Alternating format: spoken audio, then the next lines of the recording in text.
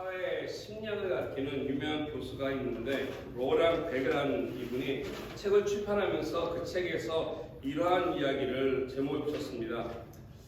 이 세상 사람들은 도덕적인 인간들이 많은데 도덕적으로 잘 살고 착하려고 하는 사람이 많은데 왜 이 사회는 나쁘게만 변해가는가라는 것입니다. 도덕적인 인간이 많으면 그리고 바르게 법을 지키며 살아가는 사람이 많으면 그 사람들이 속해 있는 공동체 또는 그 사회는 좋아져야 되고 또 많은 사람에게 도움이 되어야 될 것이고 그리고 분쟁이나 분열이 없어야 할 것입니다. 그럼에도 불구하고 오히려 도덕적인 인간들이 왜 나쁜 사회를 만드느냐라고 하는 아이러니한 질문을 던진 것입니다. 상식을 좀 뒤집는 그러한 제목 같습니다. 도덕적인 사람은 좋은 일을 한다라고 우리는 생각하고 있지만 오히려 이런 사람들이 이 저자에 의하면은 나쁜 사회를 만든다고 하니까 언뜻 우리가 잘 이해가 되지 않는다는 것이죠. 이 말은 무엇이냐면은 바로 우리 사람들이 갖고 있는 이 도덕성이라고 하는 것이 원래는 좀 상대적이라는 것입니다. 이 사람한테는 좋은 것이고 어느 사회에서는 맞는 것이다 할지라도 그것이 다른 사회에 가거나 다른 사람에게는 다르다는 것이죠. 이 사회라고 하는 이 컨텍스트 안에서 그 도덕이라고 하는 것이 도움이 될 수도 있고 아니면 오히려 그 사회를 해할 수 있는 이러한 요소가 된다는 것입니다. 그래서 이 도덕성이라고 하는 잣대가 항상 우리 사람들의 절대적인 기준은 될 수가 없다는 것입니다. 너무나 도덕적인 사람들은 자기 중심적인 사람이기 때문에 내 뜻대로 내 마음대로 그리고 그 안에서의 어떤 도덕성을 유지하기 때문에 자신만 바라보기 때문에 주변을 바라보지 못해서 오히려 다른 사람들에게 불편함을 주기도 하고 해를 끼치기도 한다는 것입니다. 그것은 바로 나의 도덕성을 통해서 알게 모르게 상대방을 정죄하는 이러한 모습들이 드러나기 때문에 그렇습니다. 도덕이라고 하는 거 우리가 살아가면서 필요한 것은 분명합니다. 그럼에도 불구하고 이 지나친 자기 중심적인 도덕이 있다면은 이처럼 위험할 수 있다는 것입니다. 미국의 어느 이 시골에서 다툼이 일어났습니다. 그건 뭐냐면 빵가게 하는 이 사람과 그리고 이 빵을 농장 이 빵가게에 이 버터를 공급하는 이 농장 이 두 사람이 정이 서게 된 것입니다. 이유는 간단합니다. 왜냐하면 빵을 만드는 사람이 시간이 지나면서 어떻게 생각했냐면은 자꾸 이 농장에서 가져오는 버터의 이 덩어리가 점점 줄어드는 것입니다. 빵을 만들 때 버터를 써서 만드는데 이상하게 자꾸 줄어들어서 한번 화가 나서 재봤다는 것이죠. 재봤더니 아니나 다를까 버터의 이 무게가 줄어든 것입니다. 이걸 인해서 화가 나서 이 빵가게 하는 사람이 법정에서 이 사람을 고발한 것이죠. 두 사람이 법정에 서서 판사가 묻습니다. 이 농장주한테 왜 당신은 이렇게 버터를 만들면서 용량을 줄였냐 했더니 하는 말이 나는 용량을 줄인 적이 없습니다 그러는 거예요.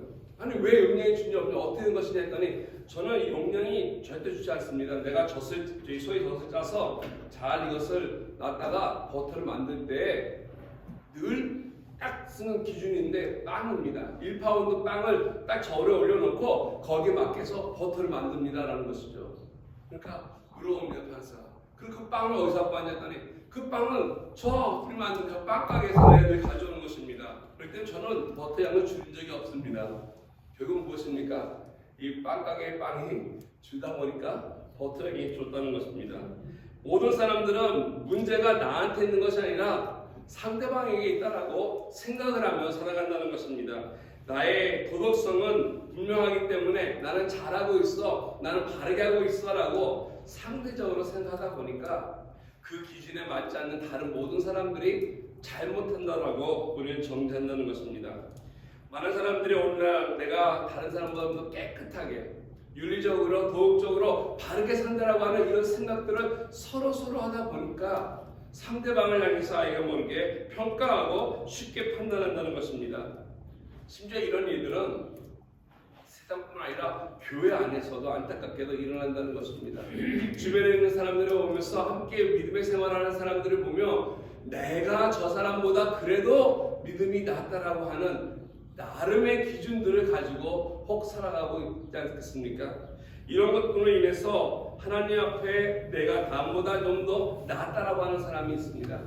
또 반대로 오히려 이 세상을 살아가면서도 하나님 나는 이 정도 됐습니다 라고 하면서 하나님의 은혜를 거절하기도 하고 하나님께서 하나님 앞에 나아가는 것을 불편해하는 이런 사람들도 있다는 것입니다.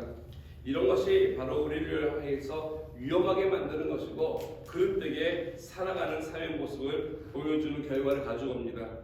자기 자신을 바라보지 못해서 이 도덕이라고 하는 함정에 빠져서 진짜를 놓치는 안타까운 일들이 일어나는 것이죠.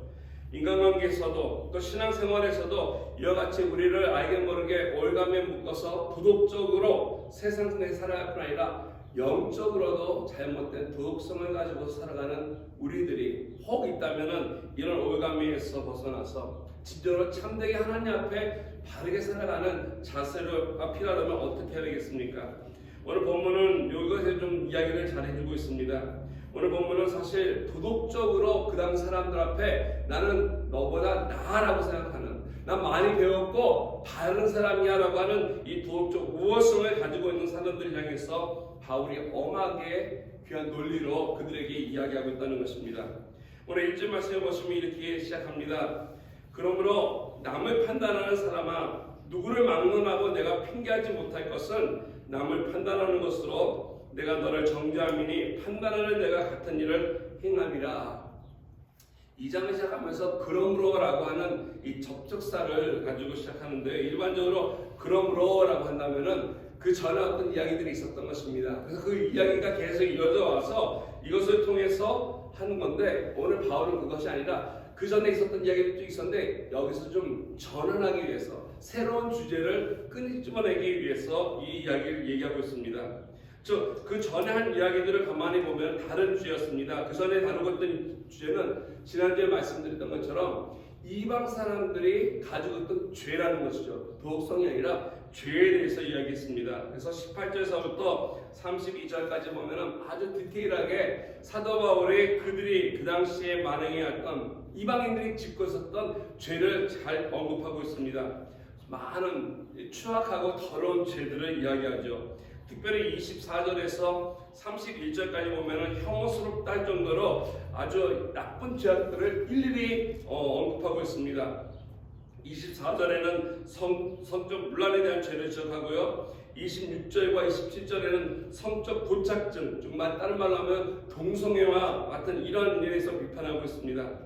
원래 많은 미국 사회뿐만 아니라 이제 한국도 요즘에 계속 차별금지법으로 인해서 이야기가 되고 있는 이슈임에 불구하지만 사실 동성애라는 걸 가만히 생각해 봤습니다.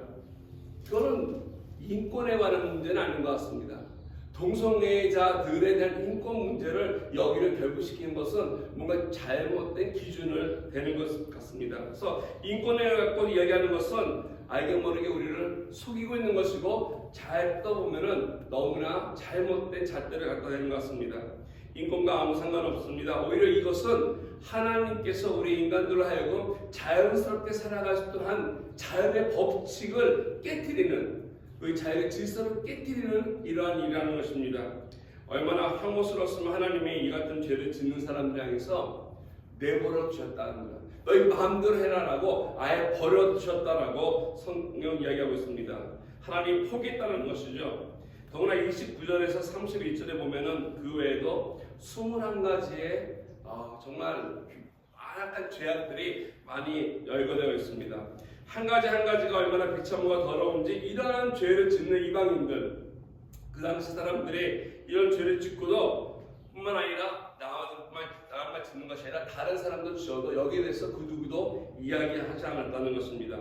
그래서 사도 바울은 이방인들은 죄인이기 때문에 이와 같은 죄를 짓는 모든 사람들은 하나님의 심판을 받아야 된다라고 선포합니다. 여기에 대해서 누구도 어떤 이의를 제기하지 않았습니다. 그런데 오늘 본문에 와서는 이제 이렇게 하는 거죠. 죄를 지은 사람은 당연히 심판받아야 된다는 것입니다. 근데 죄를 짓지 않고 나름대로 나는 깨끗하다라고 하는 사람들, 여기 말하는 오늘 1절에 말하는 남을 판단하는 사람들 누구겠습니까? 어떤 사람들은 유대인이다라고 얘기하는 학자도 있습니다. 유대인이 보는 입장에서 이 이방 사람들이 짓는 죄가 있기 때문에 네, 또 칼빈이나 존 워레 같은 사람은 그것이 아니라 일반적으로 나름대로 마음의 양심을 가지고 도덕적으로 살아가는 사람이다라고 해석하기도 합니다. 유대인이 되던 또는 헬라인에 상관없습니다. 이것은 그 사회를 이끌어가는 지도층들이 나름대로 만드는 규율이 있고 그를 꼭 지키는 사람들에게도 해당된다고 말씀드릴 수 있습니다. 그래서 오늘 본문에서 얘기하는 남을 판단하는 이런 사람들은 먼저 이방인들이 지었던 죄와는 좀 다르지만 그들의 삶 속에서도 그들의 사회 모습이 죄라는 것을 오늘 사도 바울은 이야기하고 싶어 하는 것입니다. 오늘 사도 바울은 앞서 말씀드렸던 것처럼 그들의 이방인들의 죄를 언급하면서 오늘 도덕가들도 바르게 산다라고 말하는 그들도 그 죄를 지은 이방인들과 조금도 다를 바 없이 하나님 앞에 죄인이다라는 것입니다. 그래도 죄를 짓지 않고 나름대로 법을 지키며 살아가는 사람이고 좋은 일을 한다고 하는 사람들인데 어떻게 그들이 죄인 될까라고 하는 일반적인 생각을 가지고서는 우리가 이해하지 못하는 이런 부분들입니다. 적어도 교도소 안에 있는 사람과 나는 다르다는 것이죠. 그들은 죄를 져서 거기 안에 있고 나는 그런 죄를 짓지 않은 나는 깨끗한 사람이야 라고 우리는 생각하는 것이 일반 사람들의 생각입니다. 그래서 나는 그들과 달라 라고 하는 것이죠. 그런데 오늘 사도 바울은 그것이 아니라 하나님 앞에 우리를 놓고서 똑같이 취급하는 모습을 봅니다. 3절에 이런 말씀을 하죠. 이런 일을 행하는 자를 판단하고도 뭐라 얘기하면 같은 일을 행하는 사람아 하면서 내가 하나님의 심판을 피할 줄로 아느냐라는 것입니다. 사도 바울은 도덕가이든 이방인이든 똑같이 하나님의 심판대 앞에 서야 할 존재임을 얘기하고 있습니다. 그 이유가 두 가지 있습니다. 하나는 뭐냐면 그들도 똑같은 죄를 짓고 있다라고 밝히고 있습니다.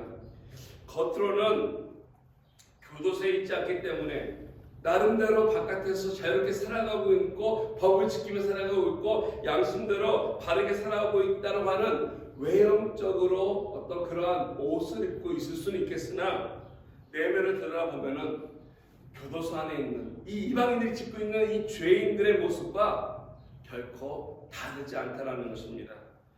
우리는 사람들의 눈을 속일 수 있죠. 우리가 좋은 옷을 입는다면은 그 사람은 좋은 사람처럼 보일 때가 있습니다. 우리가 옷을 남도하게 입으면 사람들로부터 약간 좀 외면당하는 그런 경우도 있을 수 있습니다. 우리 사람들은 눈에 보이는 대로 먼저 우리가 판단하기 때문에 그렇습니다. 그런데 하나님은 우리가 속일 수 없다라고 하는 사실을 사도 바울은 이야기하고 있는 것입니다. 하나님 관점에 보았을 때 도덕가라고 하는 사람들이 실제로 그들의 삶을 가만히 들어보니까 그리고 그들이 하는 모든 걸 보니까 외형적으로는 죄인처럼 보이지 않으나 오히려 훨씬 더 악하고 더럽다라고 하는 것을 사도 바울은 지적하고 있습니다. 오늘 많은 사람들이 얼마나 자기 자신이 더러운지를 모르고 살아간다는 것입니다. 나름대로 깨끗하다고 속이고 위장하면서 살아갑니다. 그래서 사도 바울은 오늘 이방인들이나 또는 그들 앞 위에 서서 그들 군림하고 또는 나름대로 법을 지키고 살아가는 도덕가인 사람들에게도 똑같이 죄인이다라고 선포하는 것입니다. 두 번째 이유는 하나님의 공의 때문입니다. 어떤 사람이든지 다 하나님 앞에 심판대에 서야 한다는 것입니다. 하나님 앞에 심판받는다는 것이죠. 그 심판대 앞에서 누가 감히 하나님의 공의 앞에 반드시 서가지고 거기서 면접할 수 있겠습니까? 조금 더 도덕적이다, 덜 도덕적이다라고 하는 거 뭐 큰 차이가 있겠습니까? 공의가 모자라는 건 마찬가지입니다. 예를 들어서 이것은 마치 학생이 학교에서 구구단을 공부하고 나서 시험 보는 것과 똑같습니다. 열심히 공부해서 시험 쳤는데 한 학생은 7 곱하기 8에서 54라고 적었습니다. 7, 8에 54. 좀 틀렸죠. 근데 다른 학생은 42라고 적었습니다. 그랬더니 선생님이 둘 다 빵점을 줬습니다. 둘 다 틀렸으니까. 그랬더니 54라고 적은 학생이 항의합니다. 선생님, 나는 쟤보다 둘밖에 틀리지 않았어요.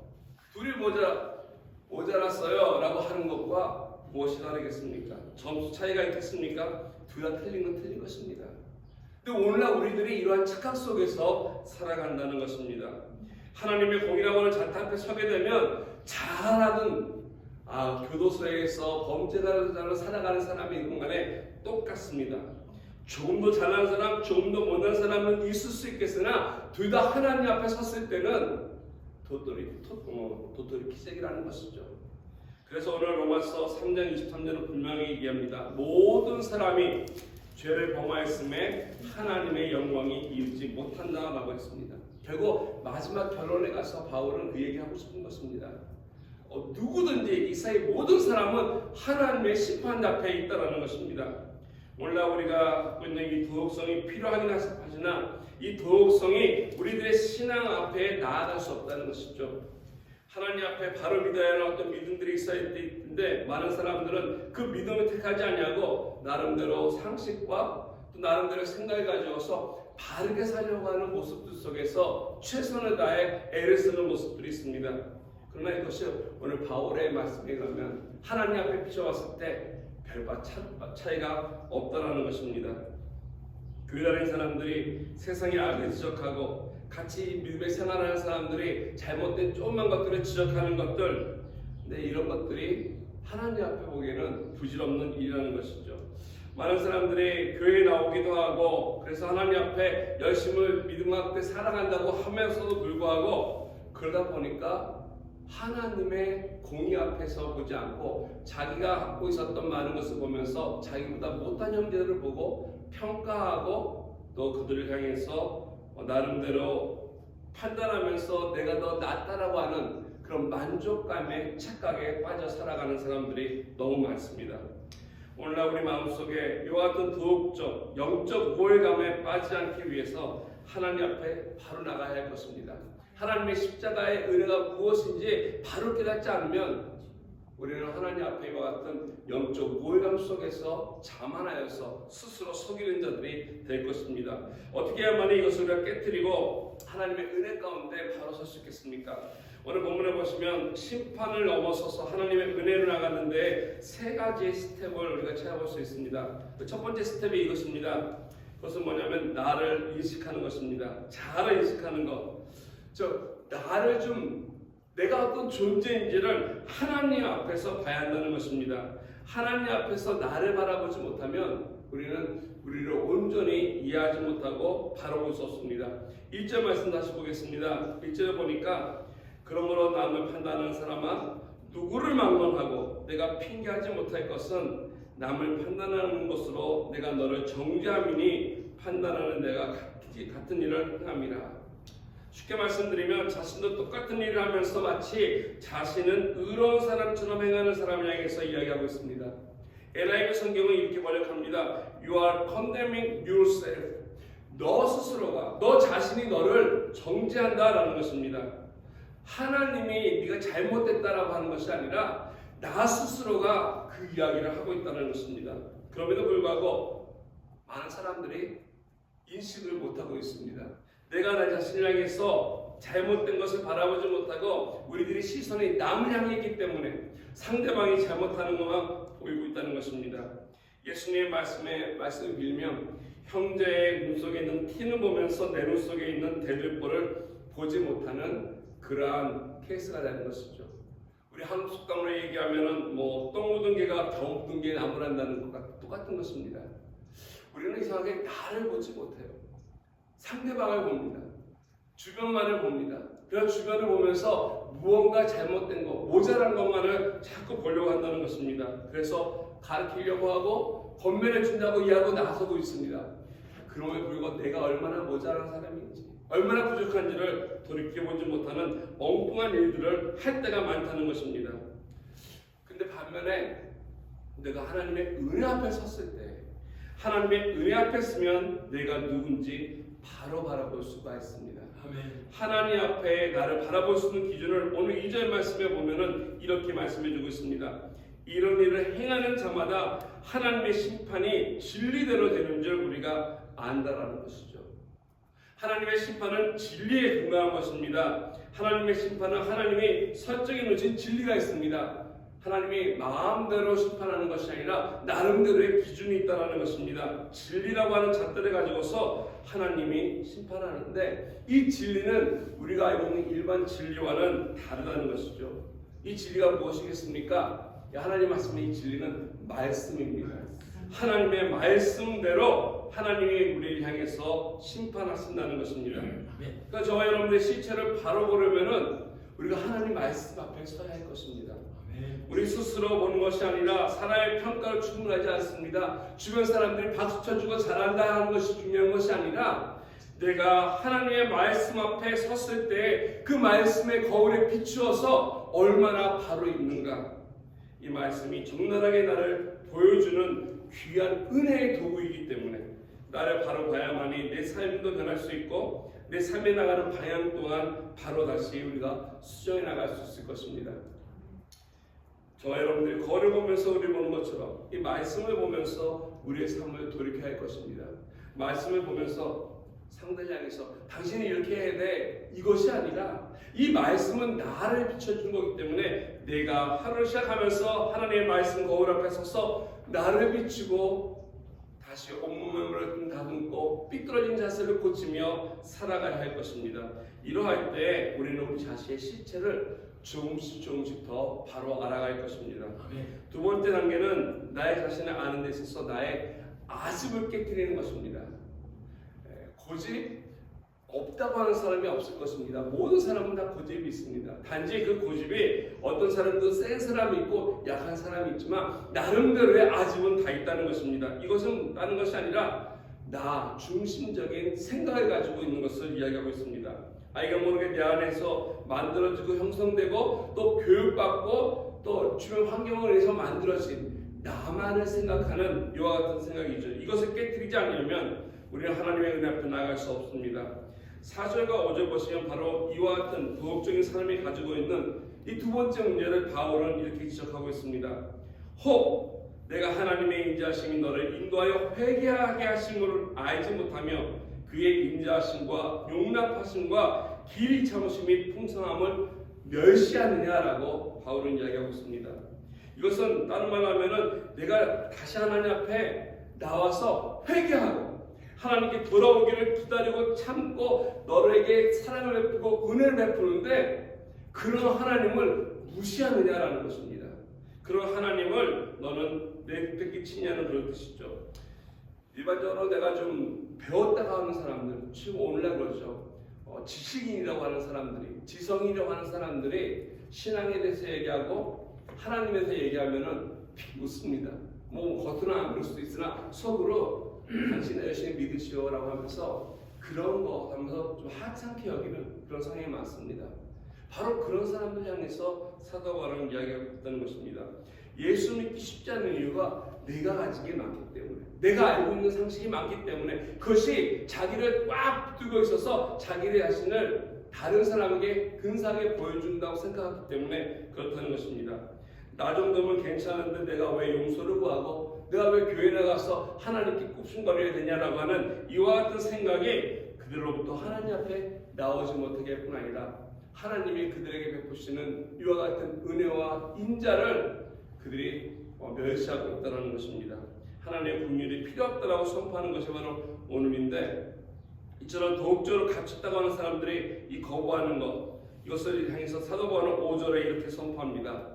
다만 내 고집과 회개하지 아니하는 마음을 따라 진노의 날, 곧 하나님의 의로우신 심판이 나타나는 그날에 임할 진노를 내게 쌓는다. 너희가 하나님을 멸시한 거 거기서 머무는 것이 아니라, 네가 멸시한다고 끝나는 것이 아니라 우리가 행했던 모든 것들이 축적되고 쌓여서 그것이 바로 너로 하여금 하나님의 심판 앞에 서게 할 것이라는 것을 이야기하고 있습니다. 내가 의롭게 살고 있고 바르게 살고 있고 내가 많은 것을 알고 있다라고 해서 상대방을 향해서 지적하고 얘기하고 권면하고 가르치며 살아가는 이런 사람들을 향해서 오늘 하나님의 은혜 가운데 나오지 않냐면 결국 그걸로 인해서 그들이 갖고 있는 걸로 인해서 심판받을 수밖에 없음을 얘기하고 있습니다. 우리 하나님은 영원하신 분이고 그가 갖고 있는 모든 영원한 것이 있다면 사랑 또한 영원한 것입니다. 우리 안에서 그런 긍휼을 베푸시고 그런 인내를 베푸십니다. 우리에게 모든 필요한 것을 주시기 위해서 다 준비해 놓으시고 오라고 말씀하시는 거죠. 오라는 것입니다. 다만 한 가지, 네가 가지고 있는 건 내려놓고 오라는 것입니다. 너희 아집을 깨뜨리고 내려놓고 왔을 때 내가 더 큰 걸로 너희 삶을 채워주겠다라고 말씀하시는 것입니다.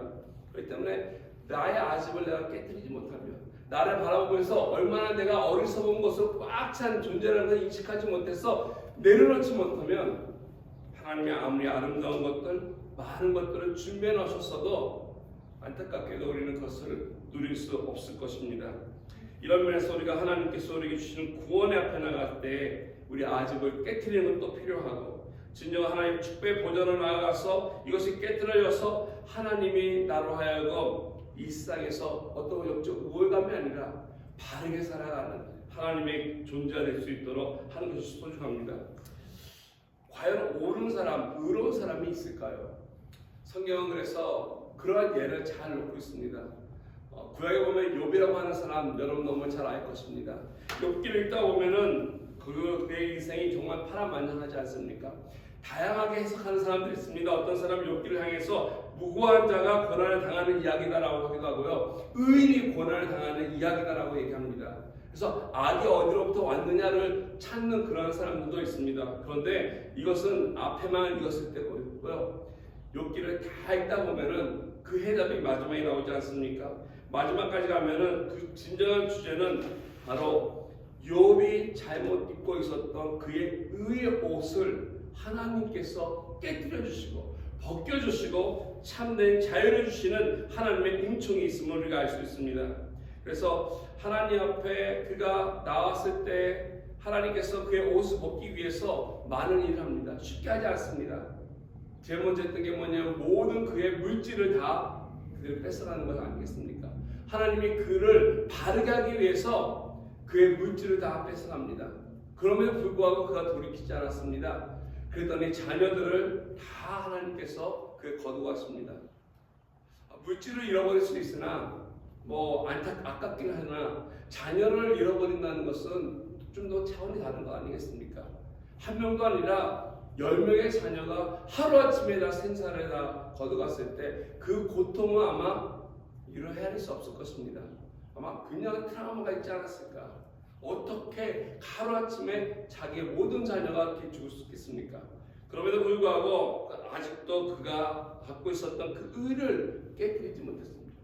결국 아내가 나섭니다. 아내가 하나님을 저주하라고 얘기하고 떠나버리지 않습니까? 그럼에도 불구하고 그가 흔들리지 않았더니 하나님께서 그에게 귀한 친구들을 보내서 토론하게 하죠. 끝까지 변론합니다. 난 잘못한 거 없다. 나는 의롭다. 난 깨끗하다. 난 바르게 했다라고 욥이 얘기하다가 맨 마지막에 결국 하나님께서 나오지 않습니까? 하나님께서 직접 나와서 그 앞에 섰을 때 비로소 욥은 자기 자신을 볼 수 있는 눈이 열렸습니다. 욥기 42장에 보면은 그가 스스로 티끌과 재 가운데서 회개하며 나아가는 모습, 내가 그동안 바르고 의롭고 죄가 없다고 이야기했던 이 욥이 왜 이와 같은 회개를 하겠습니까? 그것은 바로 참된 의의 기준인 하나님을 만났을 때 자기의 부족함과 자기의 부끄러움과 허물이 다 보였기 때문입니다. 하나님 앞에 나가는 순간 티끌을 뒤집어 쓰고 회개하며 자복하는 순간 하나님을 바라볼 뿐 아니라 자기 자신을 바로 바라볼 수 있게 되었던 것입니다. 그렇다고 그 인생이 거기서 끝났겠습니까? 그랬더니 하나님께서 훨씬 더 많은, 그 전보다 훨씬 더 많은 것으로 갑절로 축복해줬다고 성경은 이야기하고 있습니다. 하나님을 만나고 살아가는 저와 여러분들의 삶 속에서 내가 가진 것들, 아무리 하나님 앞에 내세운 난들 우리가 가지고 있는 거 아무 의미 없습니다.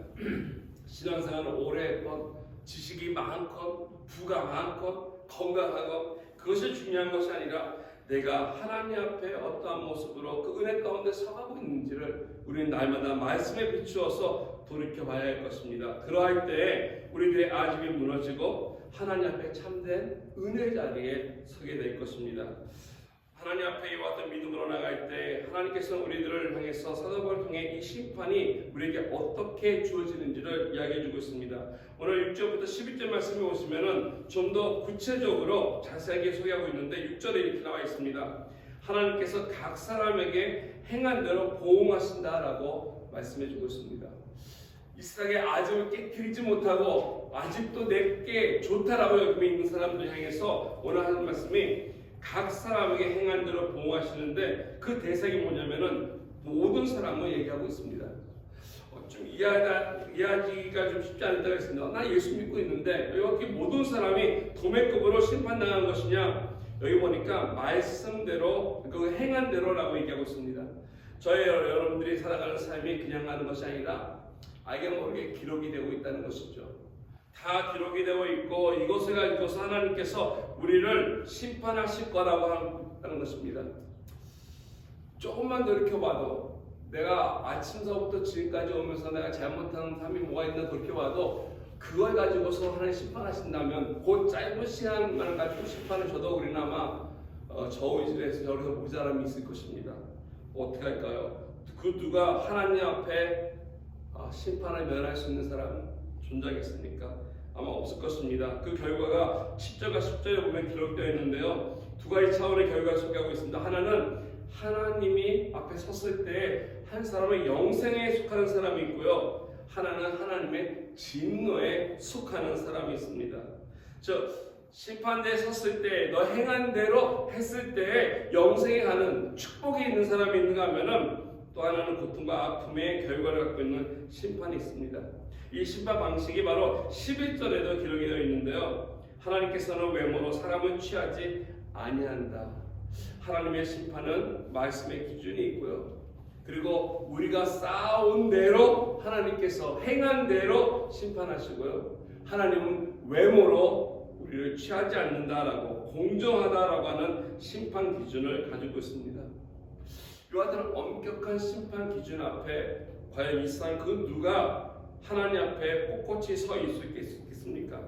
우리의 도덕성을 가지고 우리 열심을 가지고 나름대로 내가 잘한다고 하는 것을 가지고 과연 하나님의 심판대에서 면할 수 있는 사람 존재할 수 있겠습니까? 벗어날 사람 아마 한 명도 없을 것입니다. 어떻게 되겠습니까? 그 결국 우리는 하나님의 심판 앞에 서서 우리들의 모자람을 인해서 생명과 또 영생과 이런 축복이 아니라 오히려 그 심판 앞에 하나님이 주시는 고통과 아픔과 그리고 멸망의 길로 가야 할 수밖에 없겠습니까? 오늘 7절 말씀을 보시면 아주 정확하게 나오지는 않습니다. 그러나 암시적으로 주어지는 말씀이 있는데요. 이제 로마서를 지금 쭉하고 있으니까 나중에 3장 21절에 가게 되면 이 대답에 대해서 좀 더 구체적인 내용이 나올 것입니다. 근데 그때 가서 오늘 말씀을 드리고요. 오늘 7절에 보시면 이런 말씀이 있습니다. 참고 선을 행하여 영광과 존귀와 썩지 아니함을 구하는 자에게는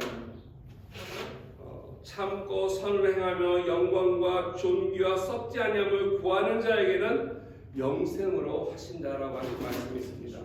영생을 받는 조건이 있습니다. 내가 하나님 심판대 앞에 섰을 때 모자람에도 불구하고 그 심판을 면할 수 있는 그 진노를 면할 수 있는 조건이 있는데 오늘 말씀 보니까 영광과 존귀와 그리고 썩지 아니할 것을 구하는 자라고 말씀하십니다. 여기 표현되어 있는 영광, 존귀, 썩지함은 다른 말로 하면 하나님께 속해 있는 속성입니다. 하나님만 가지고 있는 것입니다. 좀 더 바꿔 말하면 결국 나의 믿음을 가지고 하나님께 구하는 사람, 나의 믿음을 가지고 하나님을 찾는 사람, 나의 믿음을 가지고 하나님께 나아가는 자들에게는 이 진노의 심판이 아니라 하나님께서 영생을 주시는 심판으로 우리에게 갚아주신다는 것입니다. 물론 이 비하인드 뒤에는 스토리가 있죠. 저와 여러분들을 위해서 죽으신 예수 그리스도가 있다는 것입니다. 우리 위해서 십자가에 죽으시고 부활하여서 온전한 의를 이루신 예수 그리스도의 의가 전제가 되게 합니다. 그렇기 때문에 우리는 하나님을 향해서 믿음을 가지고 나간다는 것입니다. 하나님, 내가 바르게 살겠습니다. 내가 노력하겠습니다. 내가 가지고 있는 물질을 뭐 하겠습니다. 이것이 아니라, 이것이 나를 구원하는 것이 아니라 하나님 앞에 우리들의 믿음을 가지고 섰을 때 나의 행위와 상관없이 내가 어떤 존재인지 상관없이 하나님이 준비되어 계신 귀한 이 영생을 우리에게 허락해 주신다고 하는 사실입니다.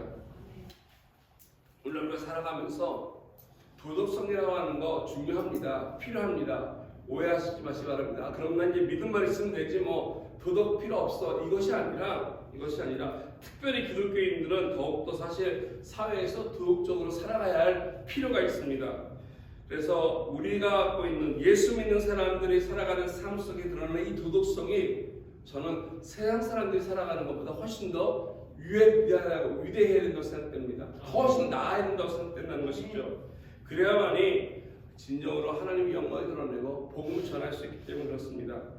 그러나 이것이 절대적이지 않다는 것입니다. 우리가 구원받기 위해서는 우리의 도덕성이 필요한 것이 아니라 나의 애쓰고 노력하는 것이 필요한 것이 아니라 믿음이라고 하는 사실을 다시 한번 알아야 할 것입니다. 아멘. 나중에 좀 더 와서 6장에 가면은 좀 더 이것에 대해서 좀 다루게 될 텐데요. 내가 예수를 통해서 예수님 통해서 구원받았다면 내 삶 속에서 주어지는 하나님 앞에 어떤 성결함과 또 하나님 앞에 거룩함을 내가 잘 간수하면서 이 믿음을 이어가야 한다는 것입니다. 이런 면에서 저와 여러분들이 도덕적인 삶을 추구하는 것이 아니라 하나님의 구원의 방편인 은혜를 바라며 믿음으로 나가는 삶이 있어야 할 것입니다. 좀 부족하고 좀 더럽고 처참할지라도 믿음으로 나가서 은혜를 구하면 그 누구도 하나님께서는 거절하지 않는다는 것이죠. D.L. 모디는 복음 전도자로 유명합니다. 복음을 전해서 그 사람을 회복시킬 뿐 아니라 새로운 소망을 주는 이런 귀한 일들을 했습니다. 복음이라는 것이 죽어가는 사람을 살리는 거 아니겠습니까? 이 세상에서 더 이상 의미 없고 다 놓쳤을 때 예수 그리스도의 소식이 다시 이 사람을 하여금 살게 하는 소망을 주는 귀한 좋은 소식 아니겠습니까? 그래서 무디는 복음을 전하면서 많은 사람들이 하나님의 앞에 그 영혼이 돌아오기를 바라는데 이러한 새로운 힘을 가지고 소망을 가지고 살기 원했던 것입니다. 한 번도 집회에 참석하고 나서 끝났는데 한 사람이 찾아왔습니다. 찾아와서 하는 말이 오늘 제가 무디 선생님의 이야기 들으니까 참 좋은데 나는 너무 더럽습니다. 내 인생은 완전히 망했기 때문에 회복될 수가 없습니다. 그랬더니 뒤에 무디가 요한복음 6장 37절 말씀을 펴서 그에게 읽어줍니다. 그러면서 하는 말이 아버지께서 내게 주신 자는 다 내게로 올 것이요 내게 오는 자는 결코 내쫓지 아니할 것이다 라고 이야기를 해줬습니다. 그러니까 이 사람이 가만히 있더니 하는 말이 저는 솔직히 아주 지독한 이 알코올 중독자입니다. 그래서 알코올 중독되면 폭행도 행하고 정말 그렇습니다. 했더니 무디가 얘기합니다. 다시 읽습니다. 아버지께서 내게 주는 자는 다 내게로 올 것이라 하면서 여기에 술꾼은 즉 알코올 중독자는 제외된다고 써있지 않습니다. 다 입니다. 그 남자가 얘기합니다. 솔직히 저는 또 제 첫 자식을 다 버리고 그리고 악한 일을 행한 사람입니다. 자기 자신은 이렇게 용서받을 만한 그런 일이 없습니다. 했더니 무디가 또 얘기하죠. 너무 안타깝습니다. 잘못 저질렀는데요. 그런데요, 그럴지라도 오늘 한번 다시 말씀 보세요. 아버지께서 내게 주신 자는 다 내게로 올 것이요. 거기 보니까 처자를 버린 자라고 제외하지 않습니다. 안타깝게 그런 일이 있지만 그럼에도 불구하고 하나님께서 당신을 받아들일 것입니다.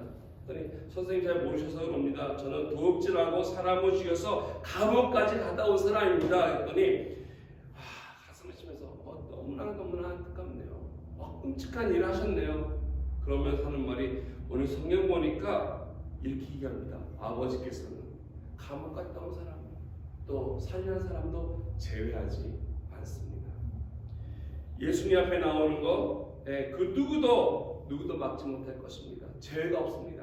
하나님께 나온다면 어떠한 일을 행했든지 어떠한 삶을 살았든지 상관치 않냐고 예수도 십자가 앞에 나와서 십자가를 붙든다면 그의 피가 그의 삶을 새롭게 한다는 사실을 우리는 알아야 할 것입니다. 이것이 바로 오늘 저와 여러분이 살아가는 이유가 아니겠습니까? 내가 매일 주일 나오고 내가 믿음 생활하고 내가 헌금하고 내가 바른 일하기 때문에 구원받고 착하게 살아가는 것이 아니라 예수 그리스도의 십자가이기 때문에 저와 여러분들이 오늘도 살아가고 있다는 사실을 우리는 잊지 말아야 할 것입니다. 아멘. 하나님의 은혜가 없다면 저와 여러분들은 그 누구도 하나님 앞에 설 수 없을 것입니다. 오늘같이 우리가 살아가면서 이같이 하나하나 우리 삶 속에서 나가는 것들이 필요한데 이처럼 우리들의 아집을 깨뜨리고 마지막에 우리가 믿음을 향해서 나아가는 모습들이 저와 여러분들의 삶 속에 주어질 때 우리 주님께서 우리를 통해서 하시고자 하시는 귀한 일들이 있을 것입니다. 나의 완악함 때문에 혹 생활하면서 사람들 보면서 저 사람 이건 모자라 저희 부족해. 내가 이런 것도 얘기해줘야지. 나에게 좋았던 거니까 권면해야지. 하는 여러 가지가 있는데 그 전에 우리를 먼저 좀 돌아볼 필요가 있을 것 같습니다. 말씀을 먼저 비춰보면서 하나님 나에게 먼저 그러한 은혜와 긍휼을 베풀어 주십시오. 그래서 내 자신이 하나님 앞에 바로 서고 나의 아집을 깨뜨리며 하나님의 의지하며 나가서 하나님의 은총 가운데 설 수 있도록 함께 기도하며 나가기 원합니다. 우리 시간에서 기도하겠습니다. 기도할 때 하나님 내 삶 속에 풀리지 않는 문제들, 또 질병, 고통들 혹 있다면 이런 또한 하나님께서 외면치 아니하시고 모두 다 하나님 앞으로 이끌어주시는 그 은혜에 우리가 함께 나가기 원합니다. 같이 가장 좋은 것으로 가장 선한 것으로 채워주시기를 기뻐하시는 하나님의 은혜를 구하면서 우리 같이 기도드리겠습니다.